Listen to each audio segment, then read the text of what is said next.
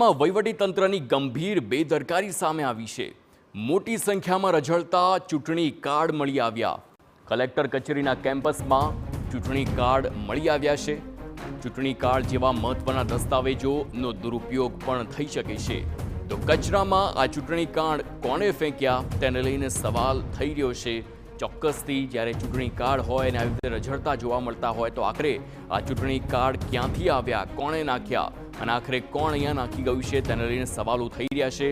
આ દ્રશ્યો જોઈ શકો છો, એક બાદ એક કાર્ડ, અલગ અલગ લોકોના કાર્ડ છે અને ખુલ્લામાં આવા મોટી સંખ્યામાં કાર્ડ પણ મળી આવ્યા છે। સવાલ એ થાય છે કે આખરે આ ચૂંટણી કાર્ડ એટલે કે ઇલેક્શન કાર્ડ ક્યાંથી આવ્યા છે। સંવાદદાતા સુનિલ ફોનલાઈન પર છે। સુનિલ, આખરે આ ચૂંટણી કાર્ડને લઈને કોઈ તપાસ કરવામાં આવી છે? હાર્દિક, ચોક્કસ કહી શકાય તો ખૂબ જ મોટી ગંભીર બેદરકારી વહીવટીતંત્ર કે ચૂંટણી વિભાગની કહી શકાય, ખાસ કરીને।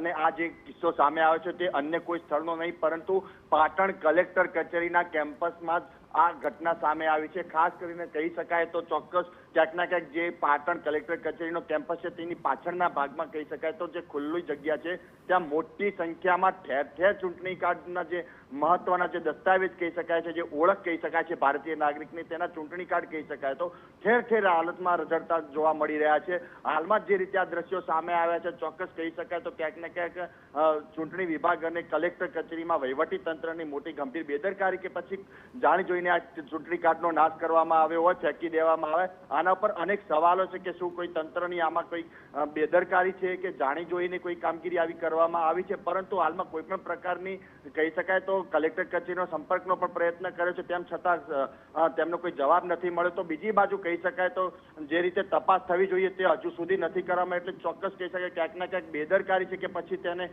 છુપાવવામાં આવતો હોય તેવો પ્રયાસ કહી શકાય, કેમ કે અનેક સવાલો પણ ઊભા થયા છે। અનેક એવા ચૂંટણી કાર્ડ જે છે કે તે ક્યાંક ના ક્યાંક નવા પણ દેખાય છે, જૂના પણ દેખાય છે। ચોક્કસ હવે આને કોઈ અપડેટ કરીને આનો નાશ કરવાનો, જો આનો નાશ કરવાનો જરૂરી છે, કેમ કે આ ચૂંટણી કાર્ડ જેવા મહત્વના દસ્તાવેજનો દુરુપયોગ થઈ શકે છે અને ખૂબ જ કોઈ ગંભીર ગુનાઓમાં પણ આનો વપરાશ થઈ શકે છે, એટલે ચોક્કસ વહીવટીતંત્રની બેદરકારી સામે આવી છે। હાર્દિક, બિલકુલ સુનિલ, સમગ્ર માહિતી બદલ આભાર। તો હાલ તપાસ ચાલુ છે પરંતુ તંત્ર તરફથી કોઈ પણ જવાબ હજુ સુધી નથી મળી રહ્યો।